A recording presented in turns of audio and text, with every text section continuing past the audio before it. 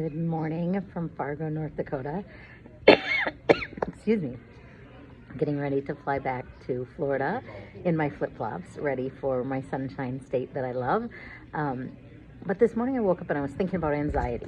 So when I speak, a lot of people ask me all sorts of mental health questions and relationship questions, and I am not a therapist. I am a certified coach. But I have a lot of thoughts and experience, and I've worked with thousands, tens of thousands, maybe even 100,000 people at this point in my career. And one question people ask often is anxiety. Annie, why is there so much anxiety? Why do people have so much more anxiety and depression than they used to? And I've always thought, well, I think that it's not necessarily people have more anxiety and depression than they used to. It's that people talk more openly about mental health, anxiety, and depression. But for some reason this morning, this thought hit me, and you might totally disagree, and that's okay, but this is what I was thinking about, and I was like, oh my gosh, young people are smarter. So this is what I was thinking. Always, forever, people have had anxiety and depression. Many have not been diagnosed or acknowledged, and they try to grind through that. And there's a lot of ways to deal with anxiety, not always a healthy or ideal ways, but there's a lot of ways. So many people probably drink because they're anxious and they feel like if I drink, I'll calm down, or I won't think about it, or I'll be more relaxed or more distracted. So that's one way. But what I was thinking about this morning is many years ago, it was not uncommon, and not that long ago, that tons of people smoked cigarettes. Tons and tons of people. So when they were anxious, they smoked. They smoked because they felt like it calmed them down. Maybe they used drugs or whatever, but cigarettes were the most common thing that people would smoke, and there was no place that was smoke-free.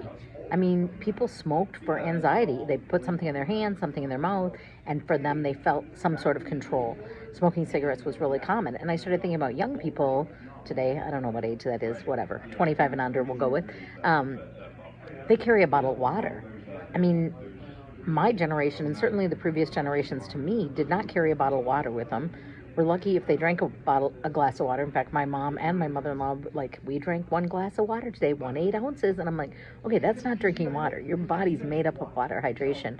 So I think young people are really smart about drinking water more. I think they're really smart about talking openly about, hey, I'm feeling really anxious about this. I'm feeling really depressed. I'm not saying we need to be obsessed with anxiety and depression, but I'm saying acknowledging it. For me, I always say acknowledge and release. So if you feel anxious, what can you do? If you feel overwhelmed by a situation, your career, your relationship, you watch too much news, so the outcome of the world, what can you do? Well, something you can do is not watch and listen to negative stuff. Get off the phone with people that just want to complain about the jobs and you want to complain, and surround yourself with people that love their work or that believe in your work or whatever it is. But I was thinking anxiety was self-treated with cigarettes and with alcohol. And I think today we're more conscious, and I know some people still smoke, but a lot less people smoke. And so they're in their head more, and hopefully they're drinking water. Hopefully they're moving their body. Hopefully they're listening to uplifting music, or listening to some comedy, or watching something that makes them laugh, or getting into the fresh air, even if they live in freezing Fargo, North Dakota, where it was negative temperatures this morning. But I don't think that it's that we have more anxiety and depression. I think we talk more openly and we deal with it differently.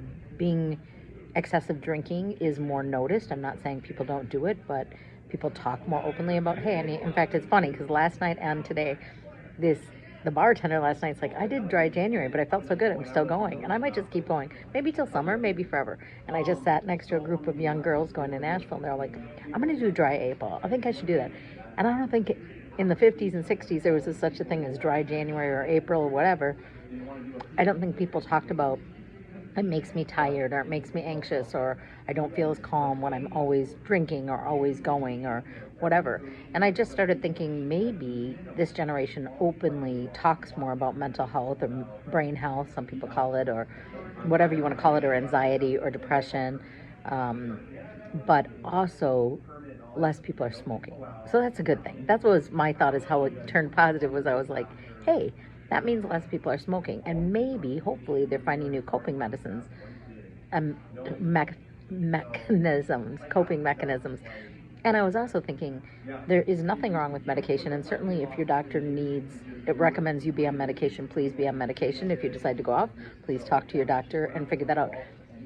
But even if you're on medication for brain health or mental health or anxiety or depression or addiction, I hope that you have more tools in your toolbox besides just that medication, whether that's movement, going for a walk every day, dancing around your house, dancing in your car, listening to uplifting music, laughing, being with positive friends, picking up a hobby, picking up a crafting thing if that's something that calls to you, a physical activity, a brain activity, or a creative activity, because those outlets release that stress in our body. And when we hold stress in our body, anxiousness, fear, doubt, it makes us physically sick.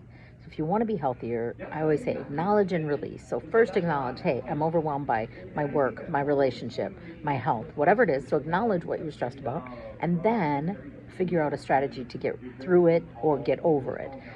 So write down, hey, this is going on. So write it out, talk it out, walk it out. Do something different. So for me, when I want to eat junk food in the late afternoon because I'm feeling tired, if I can get myself take a break from work and go cook something creative or something with a lot of veggies in it, well, then it just shifts. And instead of going for the candy bar, I'm dicing up tomatoes and zucchini and sauteing onions and going, okay, I'm going to make a fun dinner. So acknowledge it and then release it. So figure out strategies, what works for you, and ideally figure out those strategies prior to getting overwhelmed and stressed out. So have a list of, hey, what are my 10 go-to? When I am feeling overwhelmed, what do I do? And for me, I go to prayer, I go to loud music, I go to dancing, go to calling a friend and laughing, I go to watching videos that are funny, go for a walk on the beach,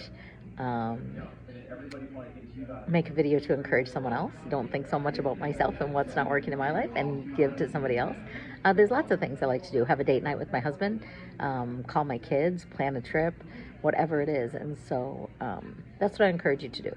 So it's not that there's more anxiety, it's that we talk about it, and it's that less people smoke. And so they, instead of putting a cigarette, don't smoke, please don't smoke. I'm not encouraging that in any way. But I think there was been anxiety forever, but people used alcohol and cigarettes on a regular basis without anybody even noticing, let alone judging. Not that we should judge each other, to cope. And today we drink more water, and I'm grateful for that. So keep drinking your water and keep talking about it. Everybody has stress, even those people that look perfect, and keep encouraging one another. So thanks for listening, and is it Wednesday? Nope, it's Thursday. Have a thriving Thursday. How about that? I'm in Fargo, headed back to Florida. Can't wait to be back in the warm. And my poor puppy is having an ultrasound today, so please think of my buddy Peanut. We're trying to figure out what's going on with him. So take care. God bless. Thanks.